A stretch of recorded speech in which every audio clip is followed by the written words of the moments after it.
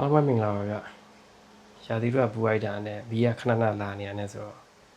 အတက်နိုင်ဒီအင်ဂျင်နဲ့ပဲဆက်ပြောလိုက်တော့မှာ။အားလုံးပဲမင်္ဂလာပါ။ကျွန်တော်ဒီနေ့ပြောပြပေးခြင်းတဲ့အကြောင်းအရာကတော့ပြီးခဲ့တဲ့ရက်ပိုင်းအတွင်းမှာကွယ်လွန်သွားခဲ့ဖြစ်တဲ့ပိုရန်မင်းကြီးဖရန်စစ်အကြောင်းပါ။သူကတော့သက်တော်88နှစ်အရွယ်မှာလေသင်နှုန်းနဲ့နှလုံးရောဂါကြောင့်ဗာတီကန်မှာပဲကွယ်လွန်တော်မူခဲ့ပါတယ်။မြမသတင်းတွေမှာတော့ပိုရန်မင်းကြီးကိုဗုဒ္ဓဘာသာယဟန်တော်ကြီးလို့ပဲပြန်လွန်တော်မူတဲ့သုံးတာတွေ့ပါတယ်။ဒါပေမဲ့ကျွန်တော်ထင်တာကတော့ခရစ်ယာန်ဘာသာဝင်ဖြစ်တာမို့ခရစ်တော်နိုင်ပြောတယ်လို့ပြောရင်တော့ပုံမှန်မယ်လို့ထင်ပါတယ်ဗျကျွန်တော်ကတော့ကွယ်လွန်တယ်လို့ပဲအတူကောက်သုံးလုံးတော့မှတော့နားလေးပေးစီချင်ပါတယ်ဗျဒီတင်းကကျွန်တော်တို့နိုင်ငံအနေနဲ့ဒီဘာသာဝင်တွေလည်းမဟုတ်တဲ့သူတွေအနေနဲ့အလန်းနဲ့တော့ဝေးတယ်ဆိုပေမဲ့ကမ္ဘာသမိုင်းအနေနဲ့ကြည့်မယ်ဆိုရင်တော့အရေးကြီးတဲ့အခိုက်အတန့်တစ်ခုလို့ပြောလို့ရပါတယ်ဗျပြီးတော့ပုပ်ရဟန်းမင်းကြီးနဲ့ပတ်သက်တဲ့အကြောင်းအရာတွေကလည်းတော်တော်လေးကိုစိတ်ဝင်စားစရာကောင်းတဲ့အတွက်ဘုသူရအနေနဲ့လေ့လာသိရှိထားသင့်ပါတယ်ဗျပုပ်ရဟန်းမင်းဆိုတာဘယ်လိုပုံစံဘယ်လိုလူမျိုးလဲအားလုံးသိထားပြီးဖြစ်တဲ့အတိုင်းကျွန်တော်တို့ကမ္ဘာပေါ်မှာကမ္ဘာသားထဲမှာဆိုလို့ရှိရင်အစ္စလာမ်ဘာသာခရစ်ယာန်ဘာသာဗုဒ္ဓဘာသာဟိန္ဒူဘာသာစသဖြင့်ရှိကြရဲဆိုပေမဲ့အဲ့ဒီဘာသာကြီးတွေမှာတစ်ကမ္ဘာလုံးရဲ့ဒီဘာသာရဲ့ခေါင်းဆောင်ဆိုတာမရှိကြပါဘူးဥပမာဗျာကျွန်တော်တို့နိုင်ငံမှာဆိုလို့ရှိရင်ဗုဒ္ဓဘာသာနိုင်ငံလည်းဖြစ်တယ်လျောက်ဒီဘုန်းကြီးကျောင်းဒါမှမဟုတ်ဒီဖျားဒီသင်းဖွဲ့ရဲ့ဥက္ကဋ္ဌဆိုတဲ့ယာတုပုံစံမျိုးအဲ့လိုမျိုးနိုင်ငံရဲ့အကြီးအကဲခိုင်းချုပ်ပုံစံမျိုးတော့ရှိတတ်ကြပြီမဲ့ကျွန်တော်တို့တစ်ကမ္ဘာလုံးနဲ့ရှင်တဲ့ဘာသာရေးခေါင်းဆောင်အကြီးအကဲဆိုတာမျိုးမရှိပါဘူးဒါပေမဲ့လို့တစ်ကမ္ဘာလုံးမှာရှိတဲ့ရိုမန်ကက်သလစ်ဘာသာဝင်တွေရဲ့ခေါင်းဆောင်ကတော့ဒီပုပ်ရဟန်းမင်းကြီးပဲဖြစ်ပါတယ်ရိုမန်ကက်သလစ်ဘာသာဝင်တွေကဆိုရင်အခုဆိုရင်ကမ္ဘာပေါ်မှာတန်း1400ကျော်လောက်ရှိရလို့ခန့်မှန်းထားပါတယ်ဘရာဇီးနိုင်ငံကိုပါကဘာနာကန်ဂျီဦးသူရောက်တော့ဆိုလို့ရှိရင်သူ3တန်းကျော်လောက်ကသူကြိုးဆိုခဲ့ကြပါတယ်ဖိလစ်ပိုင်ကိုပုပ်ဖရန်စစ်ရောက်တော့ဆိုလို့ရှိရင်လည်းလူ6တန်းပါဝင်တဲ့ကမ္ဘာအကြီးဆုံးကြိုးဆိုမှုဖြစ်ဆင်ရင်တင်ခဲ့ပါတယ်အဲ့တော့ဒီပုပ်ရဲ့ဩဇာလွှမ်းမိုးမှုကတော်တော်လေးကိုကြီးမားပါတယ်သူဘာတွေလုပ်နေလဲသူဘယ်တွေသွားခဲ့လဲသူဘာတွေပြောခဲ့လဲဆိုတာတကဘာလုံးကစောင့်ကြည့်နေတာပါအဲ့ဒါနဲ့ပတ်သက်ပြီးတော့လေကမ္ဘာသတင်းတွေဖြစ်လာတတ်လို့အပြောင်းလဲနေလည်းကြုံရတတ်ပါတယ်ပုပ်ရဟန်းမင်းဖရန်စစ်ကဆိုလို့ရှိရင်အီတလီသွေးပါပေမဲ့အာဂျင်တီးနားနိုင်ငံအကြီးဆုံးမြို့တော်ဘူနိုအေရီစ်မြို့မှာမူတဲ့အာဂျင်တီးနားနိုင်ငံသားတစ်ယောက်ဖြစ်ပါတယ်သူ့ဖေမေကဆိုလို့ရှိရင်အီတလီကနေပြောင်းရွှေ့လာခဲ့တာဖြစ်ပါတယ်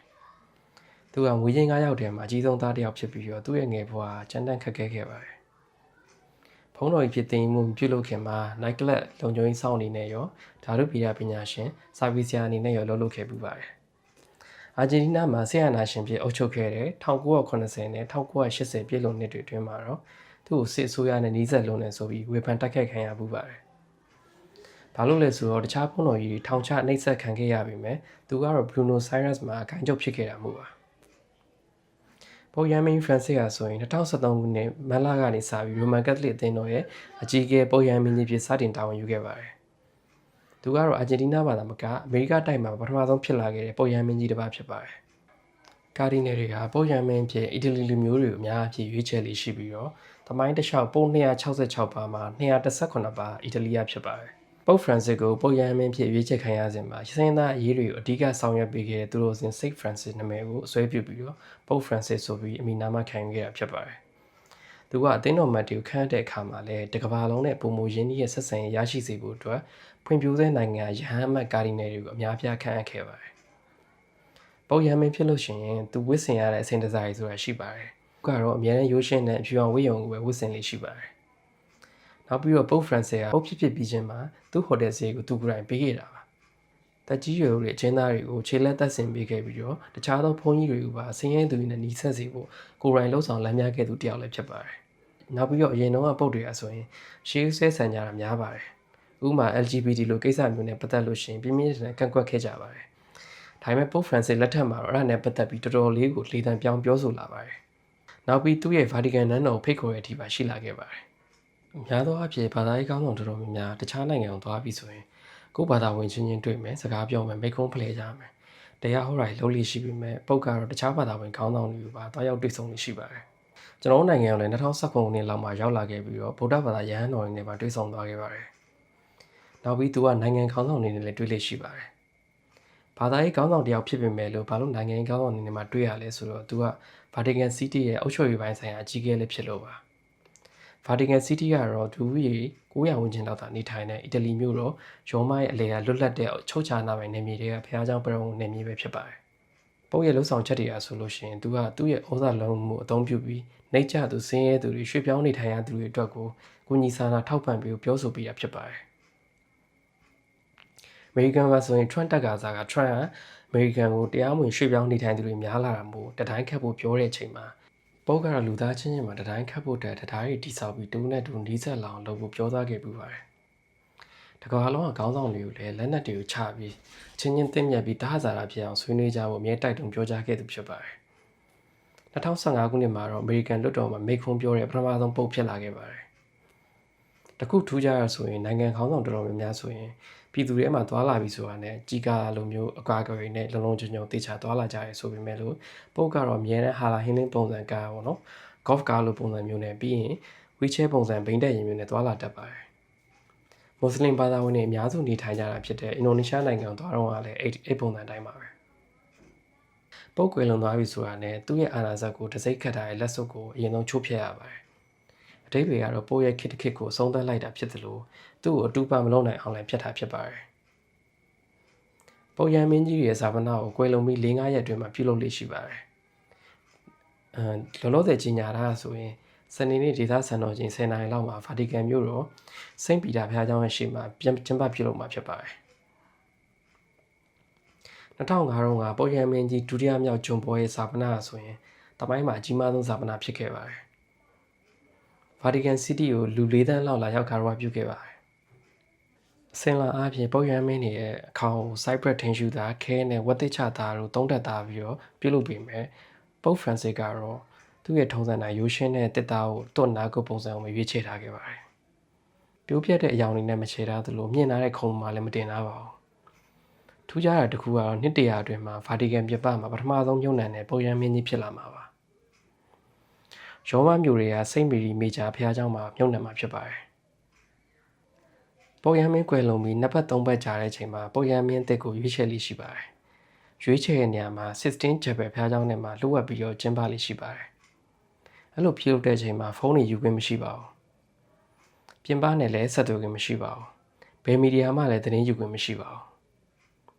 သူတို့ဘာသာဝင်တွေနဲ့ဆိုရင်တော့ပုတ်ရန်မင်းကြီးကိုဘုရားသခင်နဲ့နှီးဆက်ဆုံးလူလို့ယူဆရသူလို့ရွေးချယ်လေးရှိပါတယ